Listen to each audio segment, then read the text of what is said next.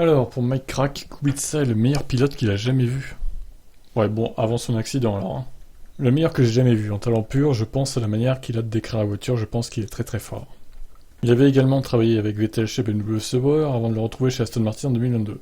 La principale raison de la chute de performance de la BMW en 2008 a été la décision de BMW de se concentrer sur la voiture 2009, avec les gros changements de règlement. Cette décision a d'ailleurs conduit Mike Crack à quitter l'équipe après 8 ans passés chez Sauber. Vous vous rappelez que je suis parti, il y a rien ici. Nous avions travaillé tellement dur depuis 2001 pour devenir une équipe qui gagne, une équipe gagnante, et peut-être faux, car nous avons gagné uniquement une course au final. Mais nous avons fait la pole à Bahreïn, je crois que nous étions deuxième à Melbourne, donc je pense, on va dire, une équipe sur le podium. C'était une si belle ascension que toutes ces années que ces progrès.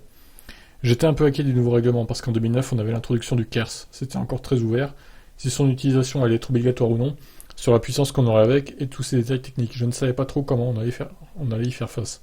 On a donc poussé très très dur pour essayer de tout faire pour gagner le championnat et développer la voiture autant qu'on pouvait, jusqu'à la fin. Mais continuer à travailler sur la voiture 2008 n'était pas inclus dans le plan. C'était très très difficile parce qu'on pensait qu'on aurait pu faire mieux. Fin 2009, BMW a choisi de quitter la F1 après une année difficile et Crack pense que s'ils avaient gagné le titre avec Kubica en 2008, le manufacturier allemand serait resté plus longtemps. Je pense que oui, il serait resté, mais honnêtement, je n'en faisais plus partie en 2009. Pour quelles raisons se sont-ils retirés? Seulement succès ou d'autres choses? Il y avait aussi et surtout la crise financière à cette époque. Donc faudrait demander aux dirigeants de l'époque. Ouais, BMW, c'est un peu dommage. Hein. Ils avaient du potentiel, on va dire, en 2008-2009. S'ils avaient travaillé un peu plus, peut-être qu'ils auraient pu jouer des podiums régulièrement et tout. Donc c'est un peu dommage. Et sans oublier aussi le partenariat avec Williams avant. Hein.